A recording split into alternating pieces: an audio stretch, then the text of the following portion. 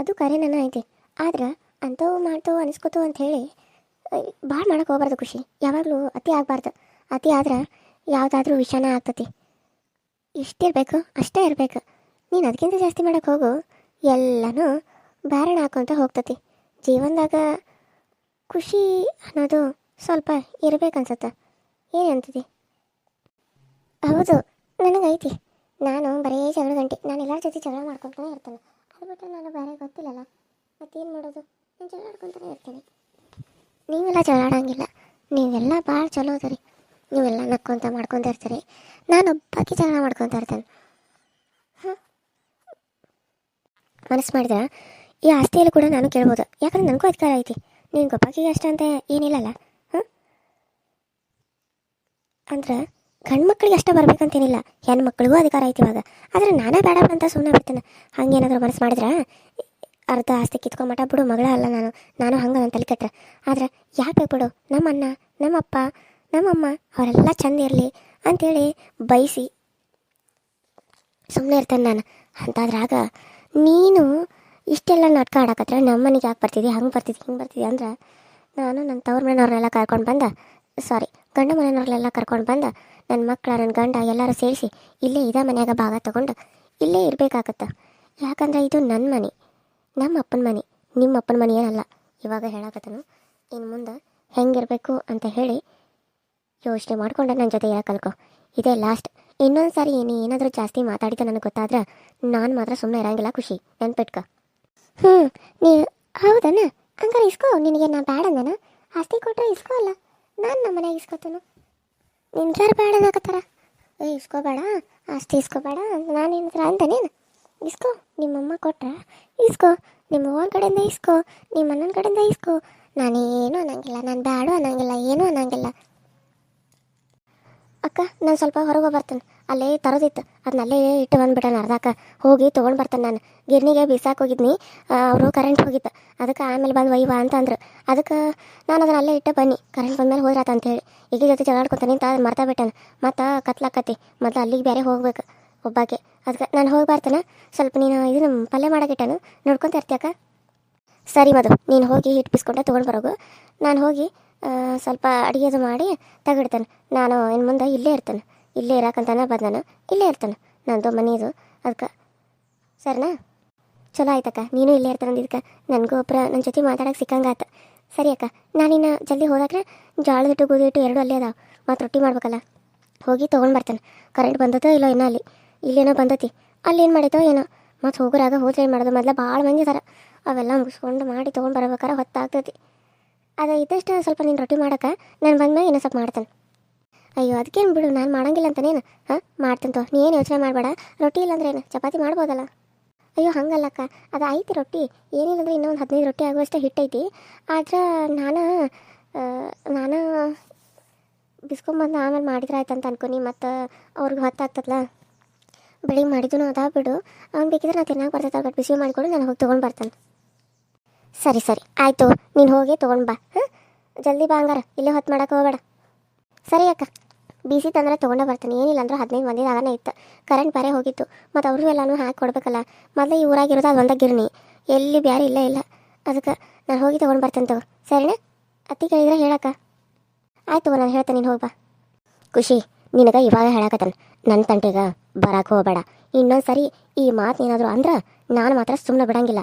ಇವಾಗಿರೋ ಸುಮ್ಮನೆ ಅದನ ನೀನು ಹಂಗಂದಿದ್ಕ, ಆದ್ರೆ ಯಾವಾಗಲೂ ಸುಮ್ಮನೆ ಇರ್ತಾರಂತ ಅನ್ಕೋಕೆ ಹೋಗಬೇಡ, ನೆನ್ಪಿಟ್ಕ. ನೀನು ತಂಟೆಗೆ ನಾನು ಬರೋಂಗೇ ಇಲ್ಲ, ಆದ್ರೆ ನೀನು ಈ ಮನೆಯಾಗಿರಾಕ ನಾನು ಬಿಡಂಗೇ ಇಲ್ಲ.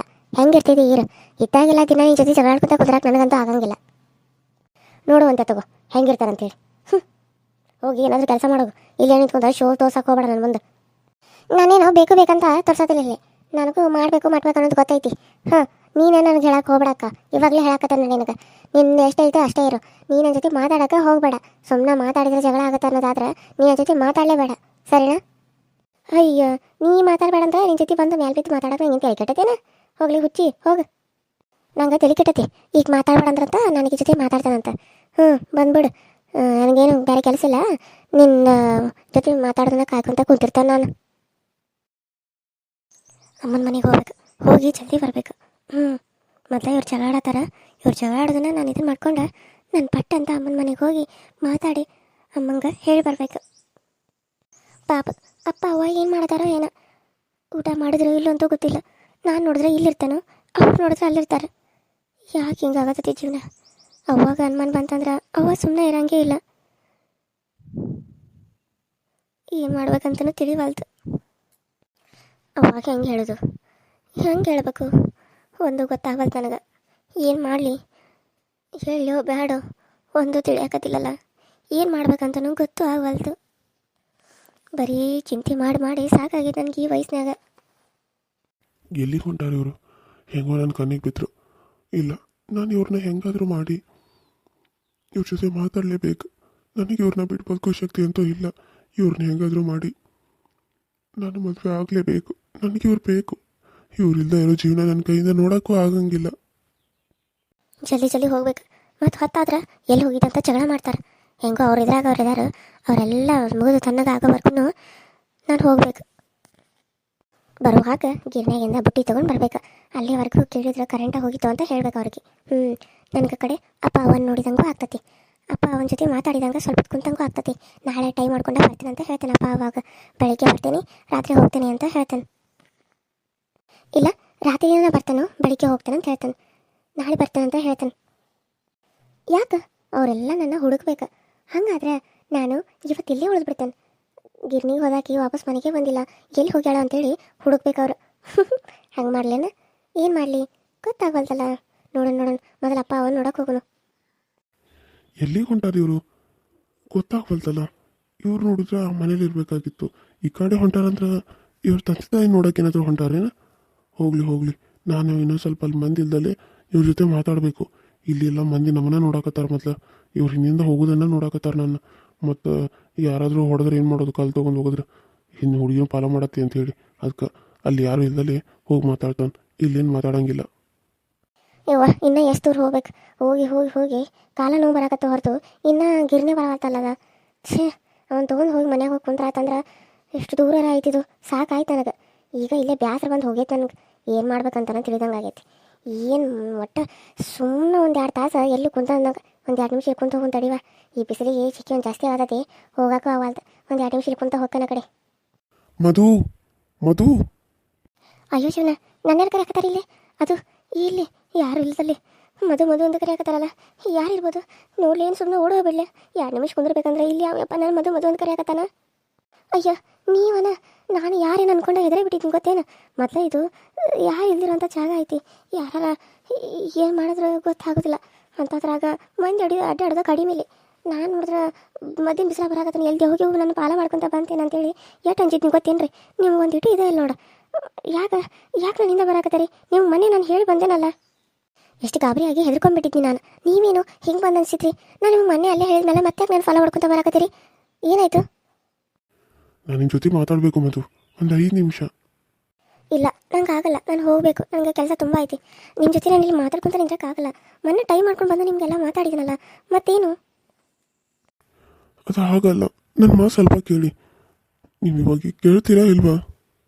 ಪ್ಲೀಸ್, ನಿಮ್ಮ ಕೈ ಮುಗಿತೀನಿ. ಒಂದೇ ಒಂದು ಸರಿ, ಇದೊಂದು ಸರಿ ನನ್ನ ಮಾತನ್ನ ಕೇಳ್ರಿ.